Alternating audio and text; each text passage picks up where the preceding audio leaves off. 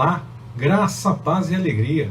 A porção de hoje, recomendada para a leitura da Bíblia em um ano no plano sequencial, é Números do capítulo 28 ao capítulo 30. A ideia dos juízes parece nascer na divisão de tarefas com Moisés. Na porção passada, os juízes deviam ajudar no processo de purificação diante do erro. Faço essa colocação para nos ajudar a entender a sequência histórica que parece desembocar logo depois do livro de Josué no período dos juízes. Na verdade, eles já poderiam atuar desde o tempo de apoio a Moisés. E isso pode nos ajudar a entender as repetições que podem acontecer em livros como Números, Deuteronômio, Josué, Juízes, porque contam mesmo as mesmas histórias, mas para livros diferentes, e mesmo quando repete no próprio livro a mesma informação, a mesma história, nós precisamos lembrar que esses livros foram escritos juntando textos que estavam separados e que foram organizados para formar os livros que nós conhecemos. Eram textos escritos separadamente e que ficavam guardados juntos, é claro, e que em determinado momento foram juntados para tornar-se um livro só, como um todo, como um livro de Números, como um livro de Gênesis, como um livro de Deuteronômio. Cada livro tinha porções diferentes escritas que foram juntadas em um livro só, como nós conhecemos hoje. Nós precisamos levar em conta que, possivelmente, as histórias que são contadas e às vezes parecem repetidas, elas também podem ter acontecido historicamente fora da ordem que o texto nos apresenta. Algumas histórias podem inclusive ter acontecido em partes diferentes do território de Israel, mas até mesmo ao mesmo tempo. Nós precisamos ter essa chave de leitura em mente para poder entender melhor os textos, não parecer que estão se confundindo, que está misturando as histórias, misturando as épocas. Na verdade, o texto conta a mesma história e ainda que para nós pareça um momento diferente, porque nós estamos lendo como se fosse toda uma sequência, na verdade aquela história está contando do fato anterior, que já foi possivelmente até contado em outro livro da sequência bíblica. A nossa porção de hoje apresenta novas recomendações a respeito de sacrifícios e instruções para fazer celebrações, para fazer festas ao Senhor. O texto nos mostra que esse ponto apresentado como orientação a partir da lei era o ponto de partida, o ponto inicial. Mas era possível a pessoa oferecer até mais, com votos, com ofertas voluntárias. As orientações que são apresentadas representam apenas o mínimo que deveria ser feito. Jesus cumpriu as especificações da lei. Nós conversamos sobre isso quando nós estávamos lendo o livro de Levítico, quando nós fizemos a comparação entre aquele livro e o sacrifício de Jesus. Não temos a obrigatoriedade de cumprir todos os detalhes dos ritos da lei, mas nós somos alcançados por graça exatamente porque Jesus cumpriu a lei em nosso lugar. A respeito de votos, é importante adiantar algo que nos diz o livro do Eclesiastes, que nós vamos ver mais para frente, permitindo o Senhor. Para citar apenas como um exemplo, o livro de Eclesiastes. Nós não precisamos fazer votos. Nós não somos obrigados a fazer nenhum tipo de voto, não precisamos nos comprometer com promessas ou qualquer coisa do tipo. Mas se nós fizermos um voto, nós precisamos cumprir, nós temos a responsabilidade de cumprir, exatamente porque nós não somos obrigados a fazer nenhum voto. A partir do momento que nós assumimos e fazemos o voto, nós temos que cumprir. Não há necessidade de se comprometer com algo para mostrar fé ou mostrar que está buscando a vontade do Senhor. Devemos aceitar a Jesus e seguir a instrução do Espírito Santo que nos convence do pecado, da justiça e do juízo. Mas se nós fizermos algum voto, se nós nos comprometermos com alguma coisa, nós precisamos observar e cumprir da forma como nós nos comprometemos. A ideia que aponta para o machismo por conta de uma sociedade patriarcal, onde essas instruções a respeito de votos são passadas no texto bíblico realmente parece presente, pois a mulher não pode nem mesmo fazer um voto. Seu pai ou seu marido podem anular o voto que a mulher venha a fazer. Nós temos que cumprir os votos que fazemos, mas a mulher pode ter o seu voto anulado não por vontade própria, porque não quis cumprir, mas porque o marido ou o pai resolvem dizer que não vai fazer não. Quer dizer, parece que a mulher realmente fica sem autonomia. Acontece que isso aponta para uma responsabilidade do pai ou do marido e ser parte integrante do voto assumido por outra pessoa, no caso pela mulher. É aquela famosa faca de dois gumes. Ao mesmo tempo que revela a impossibilidade da autonomia da mulher, que precisa que o pai ou o marido não discordem dos seus votos para que ela possa cumprir aquilo que ela se comprometeu, revela igualmente que o homem tem que estar atento tanto aos votos dele como aos votos da mulher.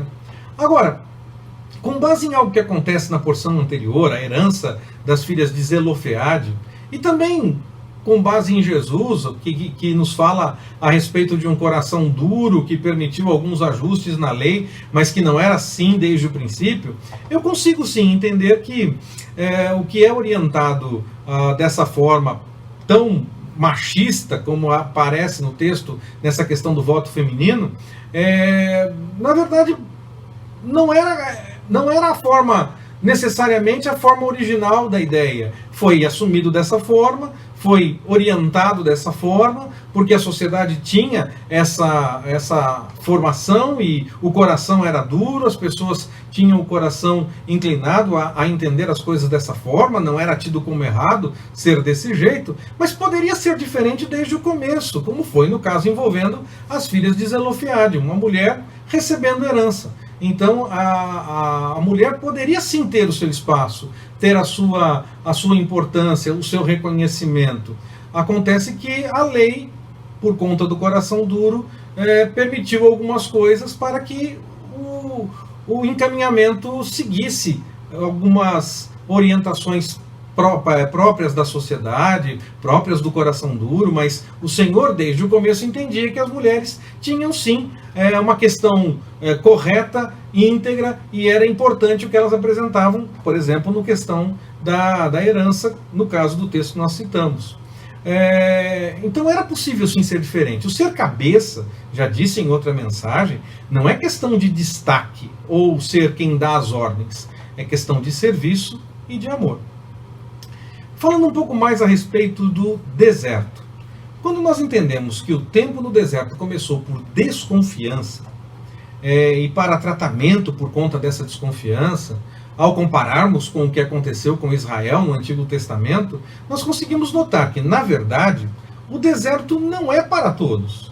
Não é uma questão, não é qualquer questão de dificuldade na vida, de qualquer situação complicada que nós passamos, que pode ser comparada com o deserto. A teologia do deserto, com essa visão, levando-se em conta o que o povo passou no deserto, está completamente errada. Mas é claro, o deserto nos ensina que mesmo no meio das piores adversidades, mesmo diante do que os povos possam pensar ser impossível, as coisas acontecem, o Senhor cuida de nós. E se Ele cuida mesmo no deserto, mesmo na situação mais complicada, Ele pode cuidar em qualquer lugar. É claro que o povo já poderia ter entendido isso antes, desde o tempo em que viu as coisas maravilhosas que aconteceram para que eles pudessem sair do Egito. Quanto parecia difícil que eles saíssem, e na verdade isso aconteceu. Toda a preparação durante o caminho até chegar a primeira vez à fronteira da Terra Prometida, o que já aconteceu ali, o que o Senhor já manifestou durante esse tempo. E nós vemos também que o povo tinha tudo então para já entender que o Senhor cuida de todas as coisas. E quando Ele tem um plano, quando Ele tem um objetivo, quando Ele faz um compromisso, Ele cumpre com aquilo que Ele realmente tem como plano. Quando o povo chega então na fronteira da Terra Prometida pela primeira vez e envia os espias, eles voltam com um relatório e o povo se assusta, fica com medo, tiveram medo que não aconteceria a tomada da terra e não foram em frente até cumprir o plano do Senhor e tomar a terra. Então eles tiveram que voltar e ir para o deserto para ver a manifestação do Senhor mais uma vez, no meio de grande adversidade, como foi durante o tempo no deserto. Agora, há mais um ponto para pensar a respeito de deserto com um exemplo no Novo Testamento. Jesus foi para o deserto. E ele confiava em Deus, confiava no Pai e continuou confiando. Logo, a sua ida para o deserto, diferente do que aconteceu com o povo que foi por desconfiança, não tem ligação nenhuma com desconfiança. Então nós temos uma segunda situação envolvendo o deserto e agora não tem a ver com desconfiança. Durante o tempo que lá esteve, Jesus buscou ao Pai, abriu mão de confortos, de qualquer facilidade, as do seu tempo e as que ele poderia ter, e foi igualmente tentado, como o povo foi tentado. Quando os espias voltam e dizem, não vamos conseguir, era uma tentação. O povo tinha que dizer, não, nós conseguimos em nome do Senhor e vamos em frente. Não, eles cederam à tentação. Também foram tentados a cada momento em que o Senhor não dava água logo no primeiro momento, e o povo então reclamava, em vez de aguardar a manifestação do Senhor, em vez de confiar que o Senhor ia suprir as necessidades, eles foram tentados no deserto. Jesus também foi tentado no deserto, mas ele manteve o seu foco no Pai, manteve a sua confiança no Pai. Logo, ele pôde sair do deserto e ir para o seu ministério de forma clara e definida. E o povo teve que permanecer no deserto para entender tudo aquilo que o Senhor tinha para revelar e para manifestar como o Senhor agia. Agora que nós introduzimos essa segunda possibilidade para se pensar no tempo no deserto, tendo Jesus agora como exemplo, gostaria de sugerir então uma meditação a respeito do deserto, tanto como tempo de aprendizado para reconhecer o cuidado do Senhor, tal qual aconteceu com os israelitas por conta da desconfiança, como o tempo de busca pela vontade do Senhor, deixando de lado os confortos para se concentrar apenas nessa busca, tal qual foi com Jesus. E retomamos essa nossa conversa, permitindo o Senhor. Que Ele nos abençoe. Forte abraço, até mais, permitindo o Senhor.